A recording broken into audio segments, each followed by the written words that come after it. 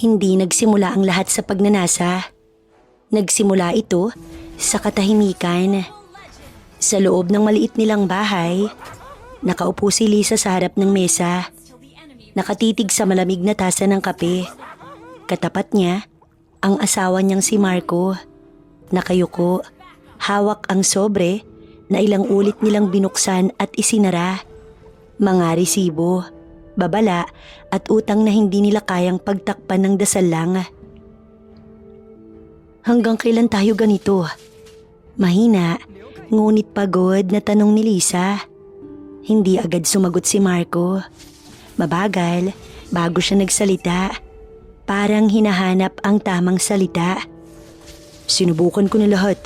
Trabaho, utang, pakiusap. Wala na. Tumango si Lisa. Alam niya, ramdam niya. Hindi lang sa bulsa, kundi sa relasyon nilang unti-unti nang nauubos sa kakaisip.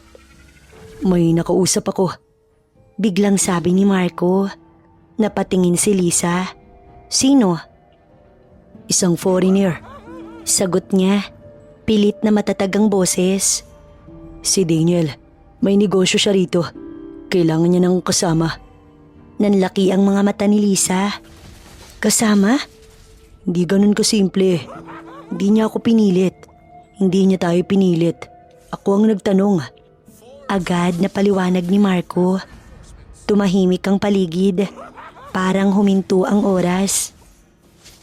Ibig mong sabihin, hindi natapos ni Lisa ang tanong.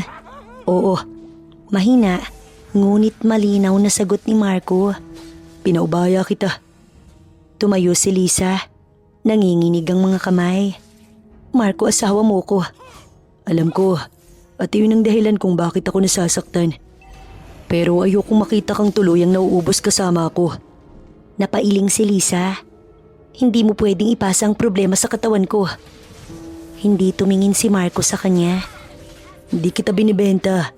Hindi kita pinapamigay. Mapayag lang ako kung sakaling piliin mo. Kung sakaling piliin ko, paano mo nasabing pipiliin ko? Dahil matagal na kitang hindi napapasaya. At matagal mo na rin kinikimkim yan. Nanahimik si Lisa. Dahil sa puntong yon, mas masakit ang katotohanan kaysa sa alok. May kondisyon. Dagdag ni Marco. Ikaw ang may huling salita. Isang beses lang. Walang pilitan. Walang lihim. At kung ayaw mo, tapos na. Naupo si Lisa. Napasandal. Pakiramdam niya, may gumuho sa loob niya. Hindi dahil sa lalaki, kundi dahil sa pahintulot.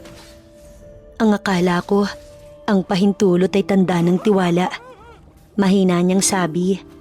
Tiwala pa rin to. Pero aminado kong kasama na rin dito ang pagkatalo ko bilang asawa. Lumipas ang ilang araw na walang malinaw na sagot si Lisa. Hindi siya agad pumayag. Ngunit sa bawat gabing magkatabi sila ni Marco, walang galit, walang lambing. Nararamdaman niyang may malaking puwang sa kanilang pagitan. Hanggang isang gabi, nagsalita siya. Kung gagawin ko to, hindi dahil sa pera. Hindi rin dahil sa kanya. Tumingin si Marco sa kanya. Bakit kung ganun? Dahil gusto kong malaman kung may bahagi pa akong buhay. Sagot ni Lisa. Tahimik na tumango si Marco. At sa katahimikang yon, tuluyan ng nabuo ang desisyong walang gustong umamin sa kanila. At doon nagsimula ang gabing hahantong kay Daniel. Hindi bilang kapalit, kundi bilang saksi sa isang pag-amin na matagal nang kinikimkim. Matagal na nakatayo si Lisa sa labas ng cafe bago tuluyang pumasok. Hindi dahil naliligaw siya, kundi dahil alam niyang kapag tumawid na siya sa pintuang yon, may isang linya na hindi niya na kayang burahin. Sa loob ay tahimik, amoy kape at malamig ang hangin. Sa dulong mesa, naroon ang lalaking sinabi ng asawa niya. Matangkad, maayos at kalmado ang kilos. Nang magtagpo ang kanilang mga mata, tumayo ito. Walang ngiti, walang pag-usisa. Parang alam na nito ang bigat ng sandaling yun. Nagpakilala sila sa isa't isa ng maikli. Walang paligoy-ligoy. Walang tanong na walang saysay. Naupo sila sa magkabilang panig ng mesa. May pagitan na, sapat para huminga. Hindi agad nagsalita si Lisa.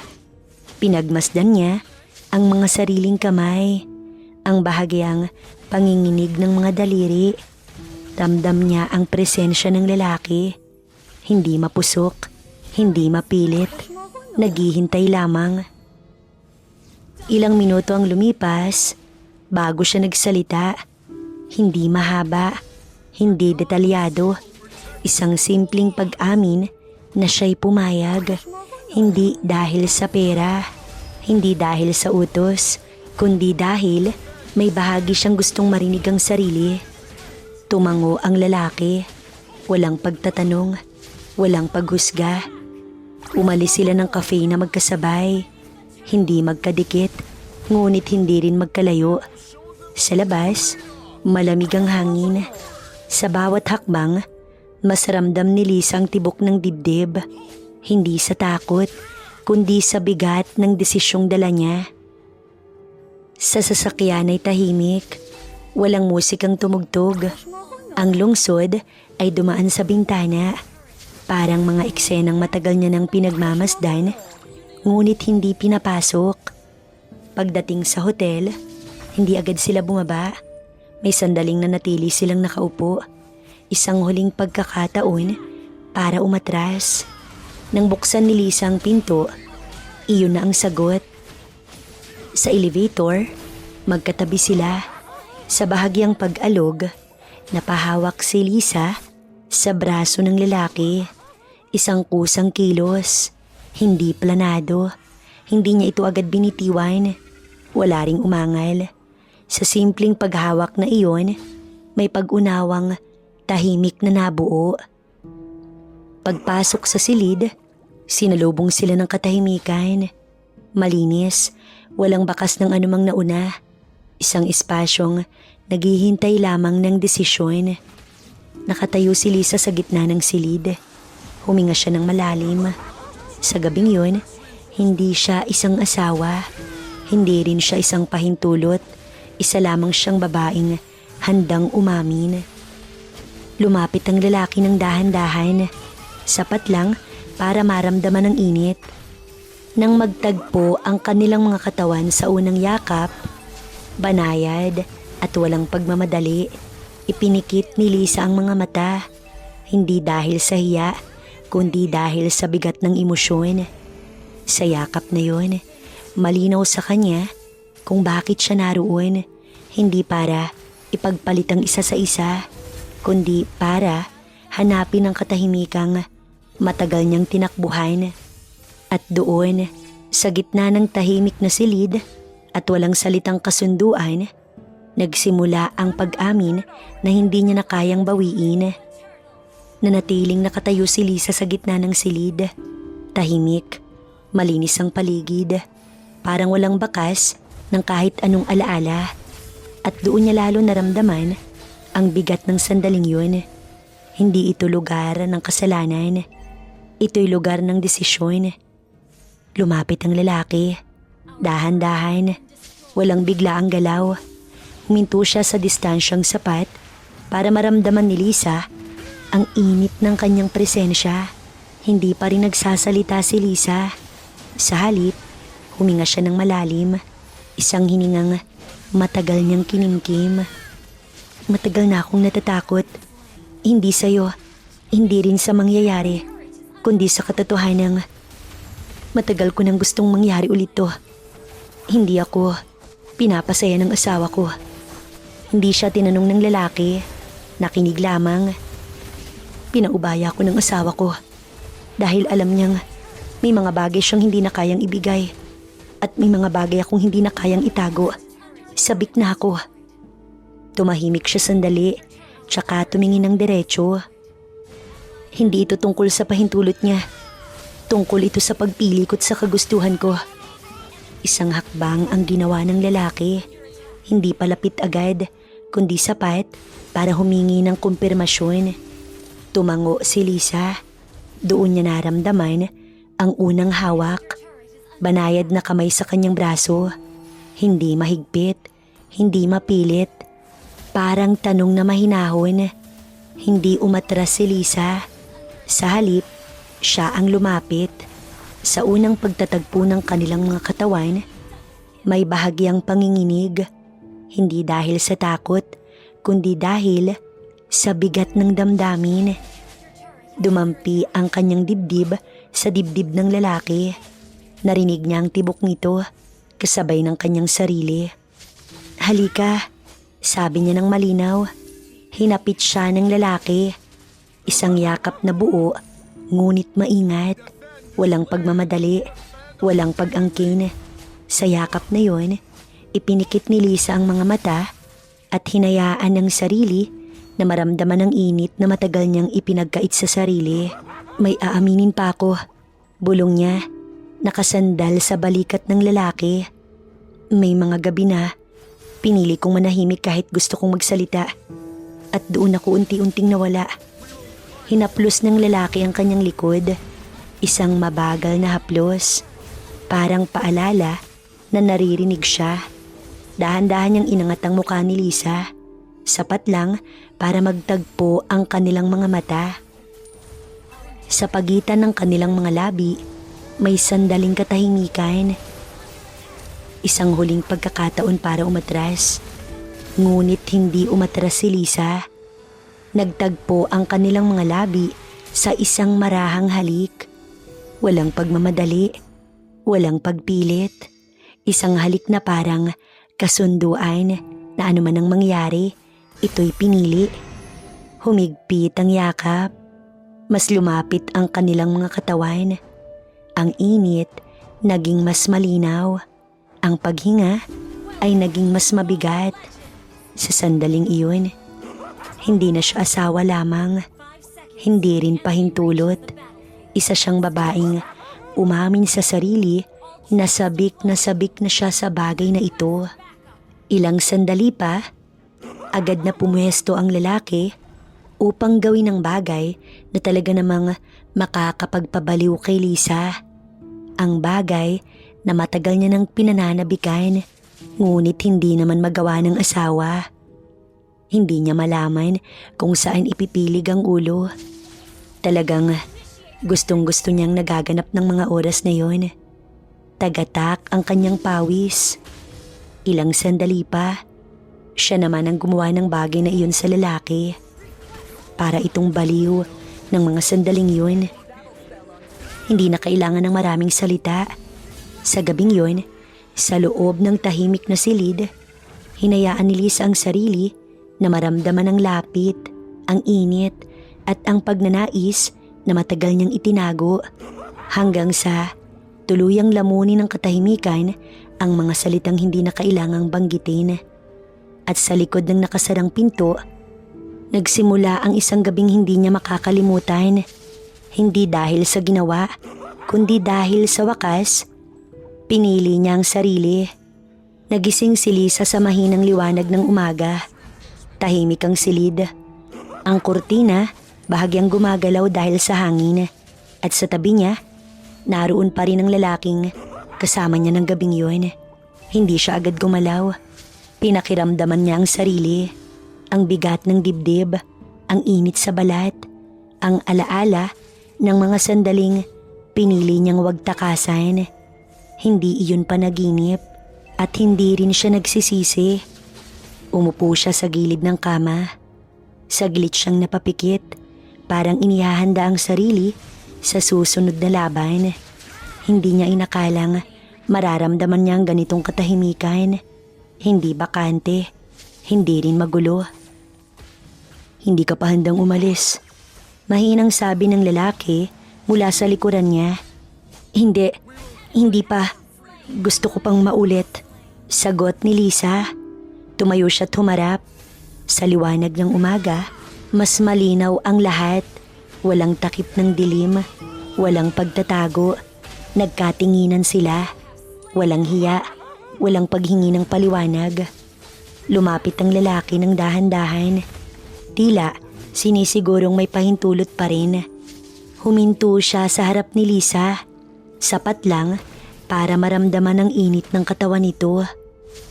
Kung magbabago ang isip mo, hindi. Mas malinaw na ngayon.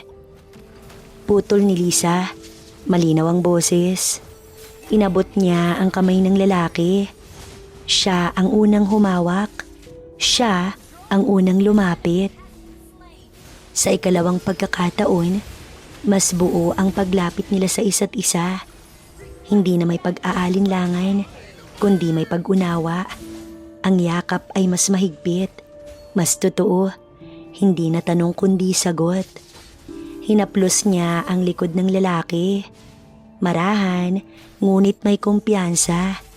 Sa pagdikit ng kanilang mga katawan, mas ramdam ni Lisa ang sariling paghinga. Mas mabigat, mas totoo. Ganito pala kapag hindi ka nagtatago. Mahinang sabi ni Lisa. Walang sagot ang lalaki. Ang kilos na lamang ang naging tugon. Mas naglapit sila. Mas humigpit ang yakap. Ang mga halik ay naging mas mabagal, mas malalim. Parang sinisigurong hindi ito nagmamadali, hindi ito pagnanakaw. Ilang sandali pa, agad na siyang inihiga ng lalaki sa kama. Muling tinitigan ang mga mata niya. Bago, dahan-dahang lumapit ang labi nito sa kanyang labi. Marahan siya nitong hinalikan. At ng mga sandaling yun, talaga namang parang baliw na baliw siya. Hindi na niya iniisip ang asawa ng mga sandaling yun. Lalo pa, nang muling gawin ng lalaki ang bagay na talaga namang maghahatid sa kanya sa dulo. Hindi niya malaman ang gagawin. Hindi alam kung saan kakapit. At ilang sandali nga lang, nagawa nila ang bagay na iyon. Parehas nilang narating ang dulo. Pawisan na talaga namang hingal parehas. Hindi na nila kailangang magsalita pa. Sa umagang yun, sa liwanag na walang itinatago, muling nagtagpo ang kanilang mga katawan. Mas malinaw, mas may pahintulot, mas may paggalang. At sa likod ng nakasarang pinto, hinayaan ni Lisa ang sarili na maramdaman ang desisyong paulit-ulit niyang pinili. Hindi ito pag-uulit dahil sa pagnanasa lang. Ito'y pag-uulit dahil sa katotohanan. At nang matapos ang katahimikan, alam niyang ano man ang harapin niya sa labas ng silid na yon, sa asawa sa mundo, hindi na siya babalik bilang babaeng hindi nakilala ang sarili. Umuwi si Lisa bago magtanghali. Tahimik ang kalsada habang bumabagal ang takbo ng sasakyan. Sa bawat paglapit sa bahay, mas bumibigat ang kanyang dibdib. Hindi dahil sa takot, kundi dahil alam niyang oras na para magsalita. Hindi na siya babalik bilang babaeng nagkukubli. Pagbukas ng pinto, sinalubong siya ng katahimikan. Nasa sala si Marco. Nakaupo, hawak ang tasa ng kape na matagal ng malamig. Tumingin siya kay Lisa. Walang galit, walang ngiti. Para bang matagal niyang hinihintay ang sandaling yun. Umuwi ka na. Oo, sagot ni Lisa. Isinara niya ang pinto sa likod niya. At hindi ako tatakas sa pag-uusap na to. Tumango si Marco. Maupo ka. Umupo si Lisa sa tapat niya. Walang distansyang nilikha ng galit. Tanging espasyong kailangan ng katotohanan. Hindi kita tatanungin ng detalye. Ayoko masaktan ng sarili ko. Unang sabi ni Marco. Salamat, hindi rin kita pagsisinungalingan. Huminga siya ng malalim. May nangyari sa amin. Hindi dahil pinilit ko. Hindi rin dahil nawalan ako ng isip. Nangyari dahil gusto ko. Pinili ko. Nanahimik si Marco. Kitang-kita ang bigat sa balikat niya, ngunit hindi siya umatras. Masakit ba? Tanong ni Marco. Oo, pero mas masakit ang matagal na katahimikang kinimkim ko. Tumango si Marco. May kulang ba ako? Hindi ka kulang. Hindi rin kita sinisisi. Pareho tayong napagod. Pareho tayong nanahimik. Nagkatinginan sila. Dalawang taong matagal nagsama. Ngayon, parehong pagod, ngunit tapat. Anong gusto mo ngayon? Tumigil si Lisa. Hindi siya nagmadali. Sa wakas, malinaw na sa kanya ang sagot. Gusto kong magpahinga sa pagiging taong laging umiintindi. Gusto kong magsimulang muli bilang ako. Ibig sabihin, tumango si Marco. Pinipigilan ang emosyon. Ibig sabihin kailangan nating maghiwalay. Hindi dahil may iba, kundi dahil pareho nating nakalimutan ang sarili natin.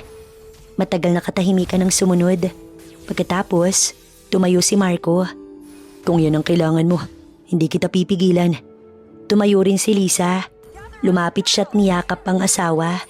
Isang yakap na puno ng pasasalamat, hindi panghihinayang.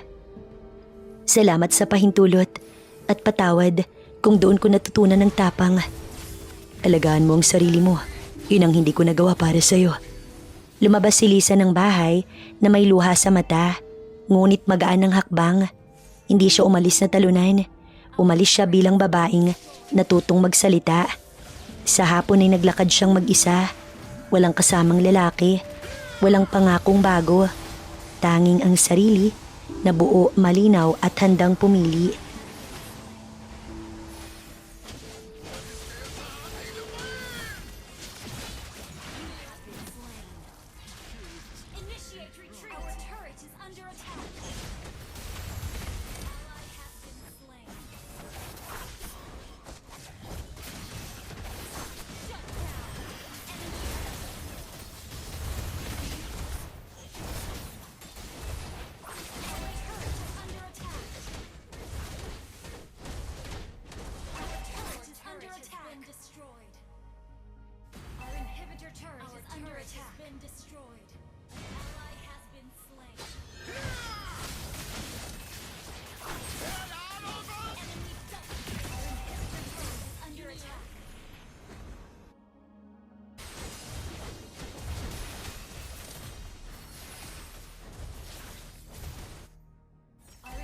Turret is under attack.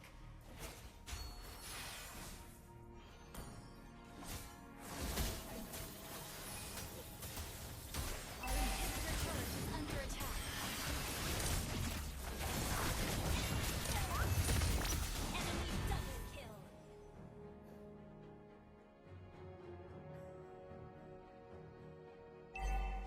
Our inhibitor turret is under attack.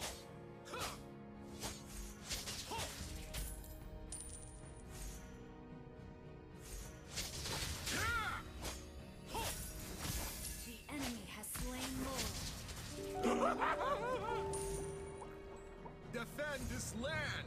Defend our dignity!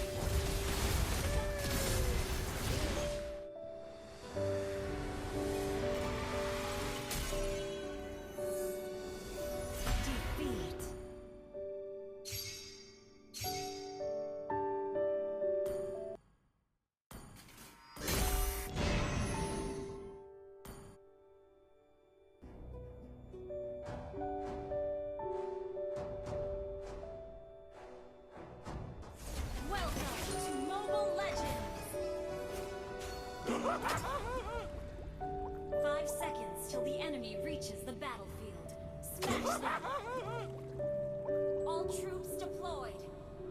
Request backup.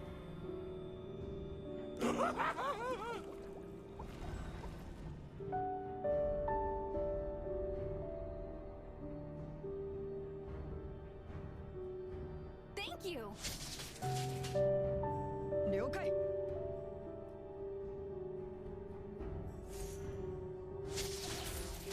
Initiate retreat.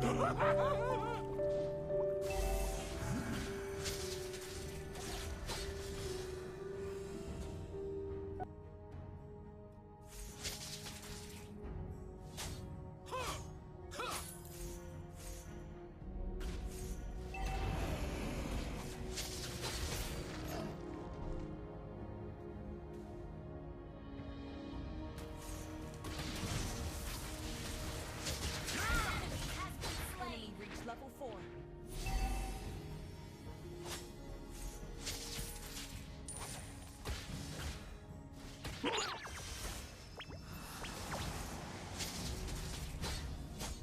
We will Enemy fight has for our been slain. freedom. Ally has been slain.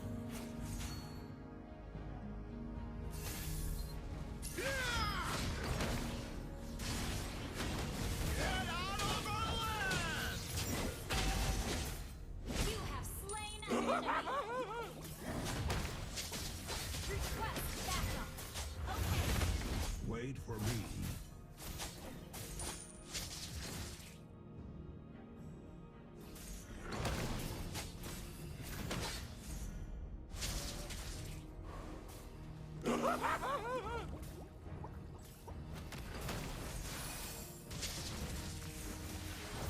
The enemy has slain the turtle.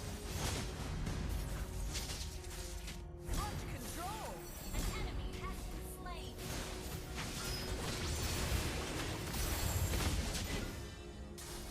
Request backup. Superb tanking.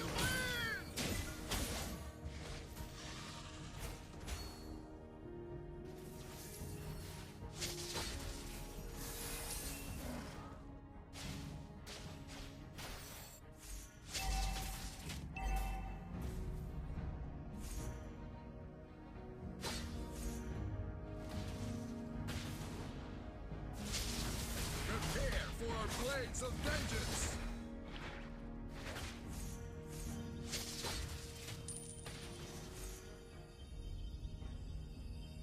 Some people can never be conquered.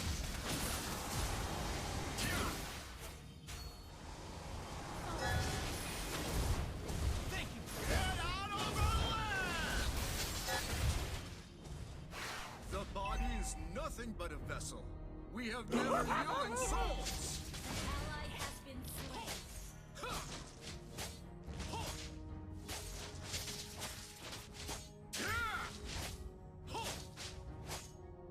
Enemy battle spell on CD. Jungle.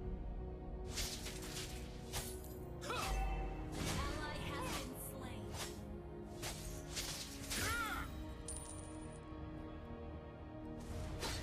Let me clear the way.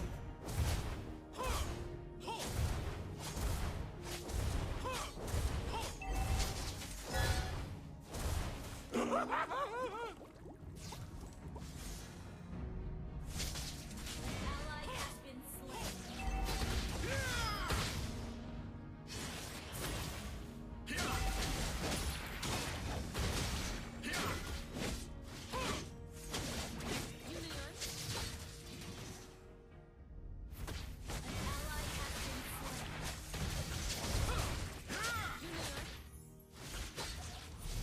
Killing spree. Push mo ko, no?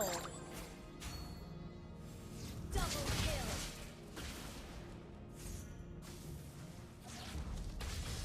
The god of the sea will protect us from all odds!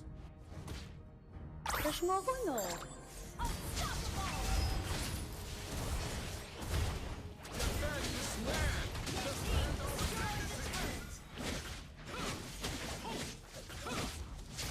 Launch attack. Push mo ko, no? Ally has slain the turtle. We will show them what we are made of! Push mo ko, no? Onward! Ho! Yeah!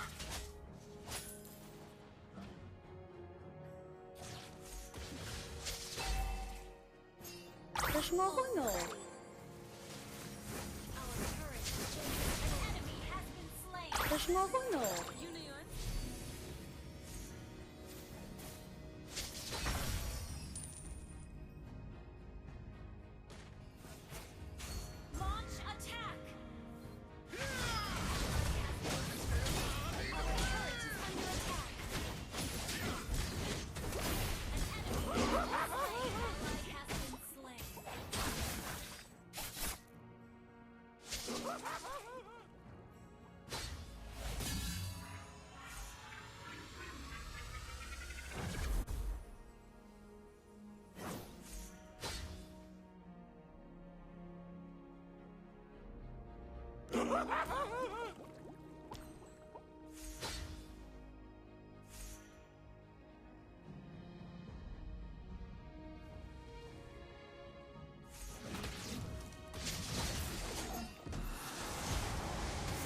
Mountains will be our best reinforcements.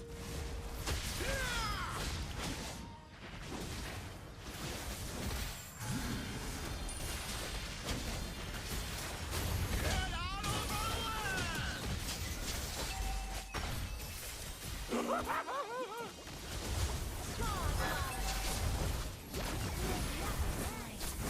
Double kill. Brilliant tanking! Our turret has been destroyed.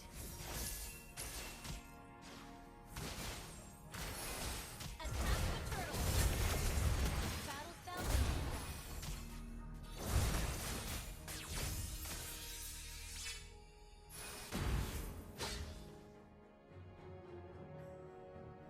Gather at the turtle! Our turret is under attack. Slain the turtle.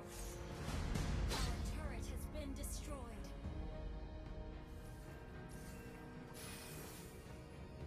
An ally has been slain. Will beat your nightmare.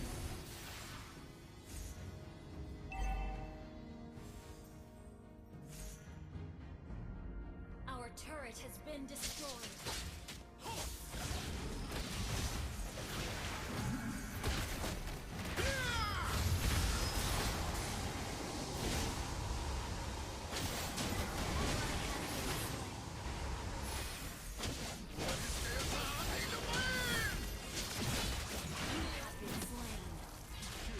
Initiate retreat! Our turret is under attack!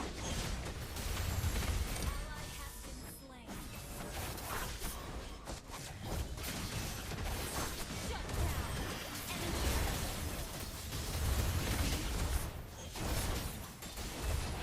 Our turret is under attack! Our turret is under attack! Been destroyed. Our inhibitor turret is under attack. Has been destroyed. An ally has been slain. Get out of our Enemy double. Our inhibitor turret is under attack.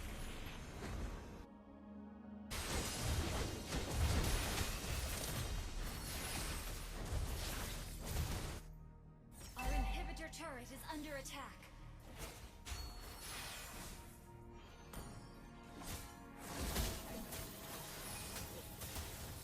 Our inhibitor turret is under attack.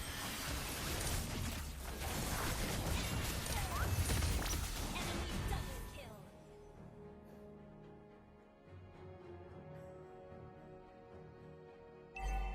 Our inhibitor turret is under attack.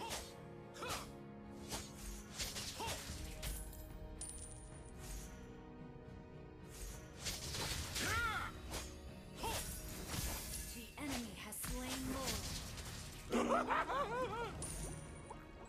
defend this land. Defend our dignity.